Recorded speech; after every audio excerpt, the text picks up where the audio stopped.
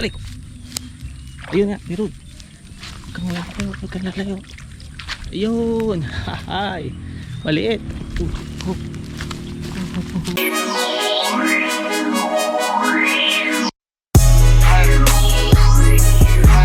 What's up mga kasama? No, magandang umaga. Yan. Nandito tayo sa ano ngayon. Oh, iba-iba ano natin ah. Iba yung view natin ngayon. Hindi pangkaraniwan. Kasi tinanghali tayo ng labas. Anong oras na? Alas 11 na. So, kaya tayo lalabas ngayon is check lang natin yung kubo. Konting update lang tayo. At medyo malakas daw ang ulan. Hangin lang.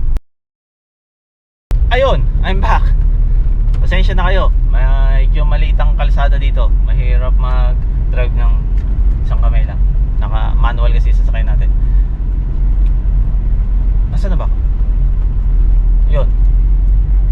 Iano natin. Update lang tayo kasi malakas ang hangin kagabi. Check natin yung kubo natin kung nandun pa. Wala naman siguro masyadong ganap ngayon. Uuwi din ako. Medyo not feeling well si Mrs. Titingnan lang natin yung kubo kung nakatayo pa. Para bukas ng umaga doon na tayo didiretso pagtatrabaho. Okay, I'll see you guys later. Nandito tayo sa bukid. At mukhang may huli yung ating patok-tok. Tignan natin, may kumikilos eh. Yan. Ililis muna natin tong shorts natin, baka mabasa. Aray ko. Ayun nga, Birod. Huwag kang lalayo. Ayun. Hahay. Maliit. Nakawala pa. Ayos.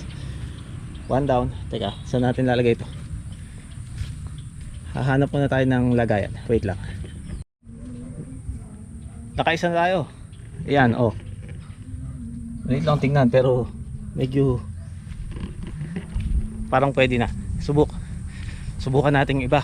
Baka meron ding huli.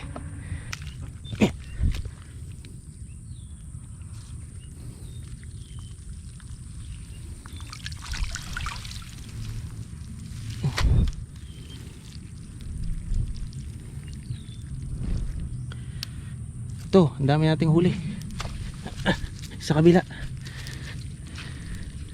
Ito yung isang panghuli natin. Ayan, ang daming huling damo.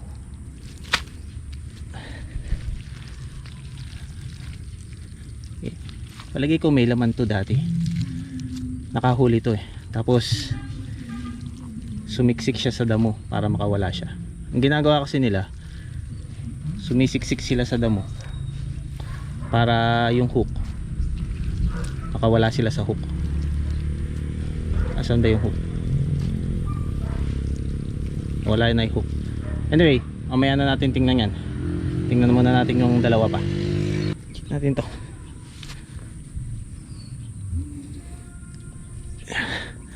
Oh.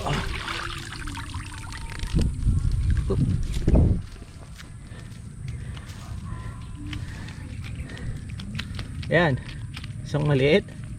Well, dalawang maliit. Isang tilapia sa isang hito. Kuhanin natin yan. Lagyan natin sa timba. Mga kasama, ito na yung nakahuli din sa wakas. Isang hito, isang dalag, sa isang tilapia. Maliliit lang siya pero dati nga wala, di ba? So yung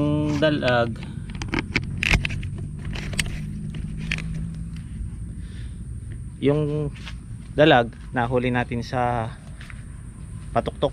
Yung hito saka yung tilapia nahuli natin sa ating sa screen, metal screen natin. Hopefully bukas meron ulit, di ba? Magandang swerte si Pong Pagong. Si Pong Pagong nga pala, mamaya papakawalan na natin. At hindi dito. Doon natin papakawalan sa fish pan namin sa tabing bahay. Tapos nalaman namin na yung pala ay ang klase ng pagong ngayon ay slider. Lalagay ko dyan. Hope kung ano ibig sabihin, kung ano yung tsura nun.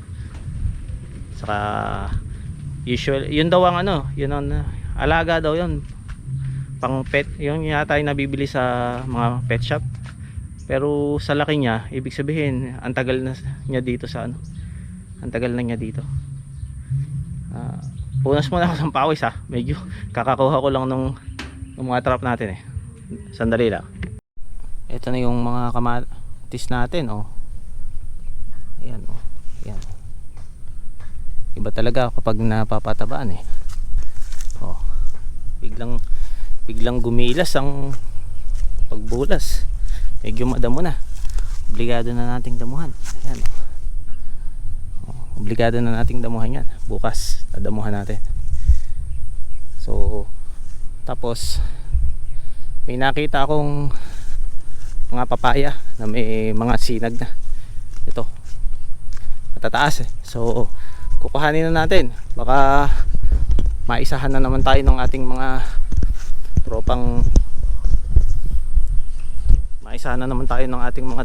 dyan tropang tarat, boom tarat yung mga ibon na ang tawag dito sa amin ay tarat. Ayan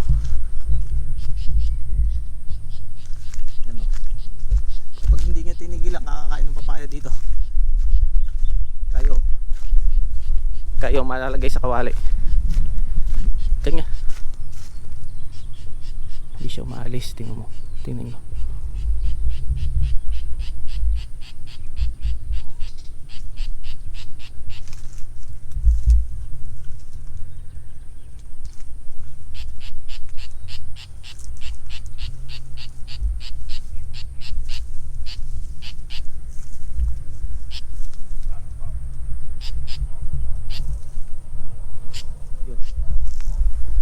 Umalis ko na. Hindi umaalis. Sobrang itim ko ba? Hindi ako nakikita. Ito kung ibon yun. So kunin natin yan papaya. Ito yung isang papaya. Swerte, medyo mababa lang. Pwedeng yan ang kalaban. Ano ba yan? Ayan nga, langgam. Yung sobrang sakit mangagat. Pag nangagat, mamaya na natin kuhanin yan. Pag umalis na yung mga langgam, dun muna tayo sa ibang puno. Medyo hindi nyo siguro kita medyo silaw. Tanghalian kasi, alas 11:30 dito. Ito yung isang kukunin natin. Matindi itong puno na to. Hindi na itumba ng hangin ni Rolly. Kunin na natin.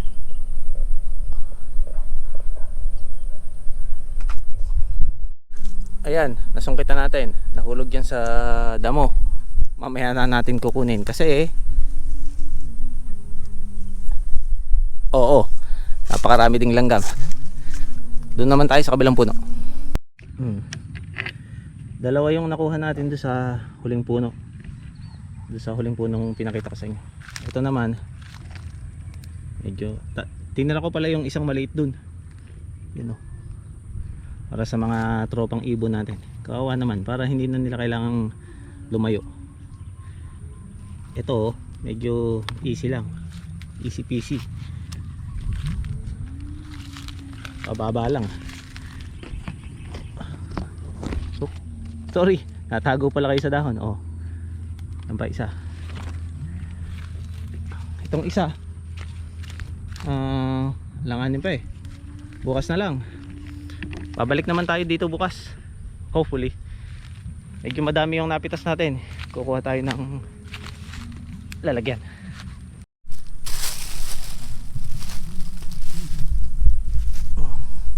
Dami nating nakuha ng papaya meron pa dun sa kabilang side, pero bukas ko na kukunin. Uwi na tayo kasi dami Uwi na tayo kasi maambo na. Mukhang hindi pa tapos bumanat si Rolly Boy. Papaalis na, humihirit pa. So yung ano pala, yung sinabi ko sa inyo dati, seryoso yun ha, kung sinong gusto ng papaya. Ito ang dami oh. Sinong gusto ng papaya dyan, sabi lang kayo, comment lang kayo sa number 1 fan ko. Yun, sa number 1 fan ko kay Ate Lita. Hindi ka makakomment no nang gusto mong papaya kasi wala kang YouTube account, nanonood siya as guest lang. Oh, yan. Sige, dalang ko kayong papaya. Balik na tayo sa kubo. Ito pala yung ano natin, tinanim natin nung isang araw, yung kangkong. Yan, para social pakinggan, kangkong. Saka yung parsley, saka ano nga itong isa, parsley, saka nakakalimutan ko kung basil. Ayun, basil, parsley and basil, parsley, basil. May tumubong isa doon sa basil, diligin natin ng konting-konti para bukas medyo titingnan ulit natin pag medyo maliwanag na. Bukas medyo malaki ano na yan, maganda na ang sibol yan.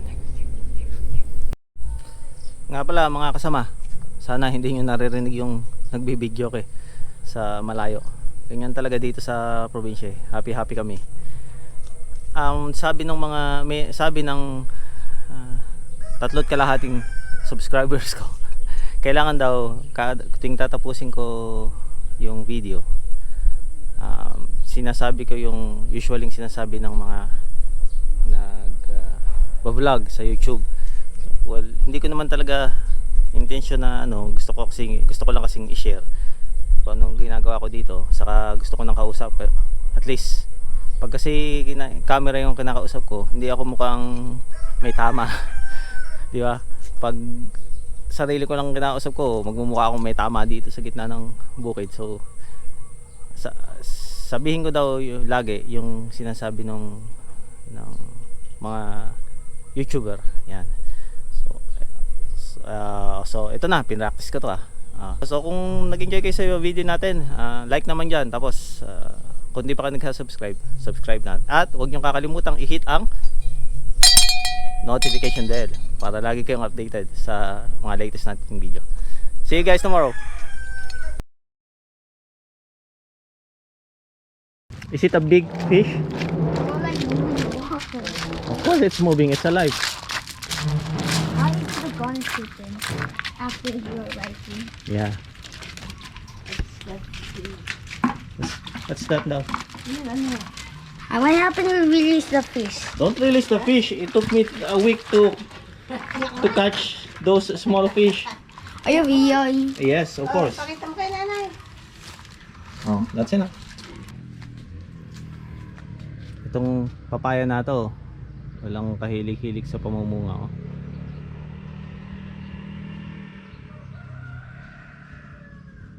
Kailangan lagyan ng brace kasi sobrang bigat.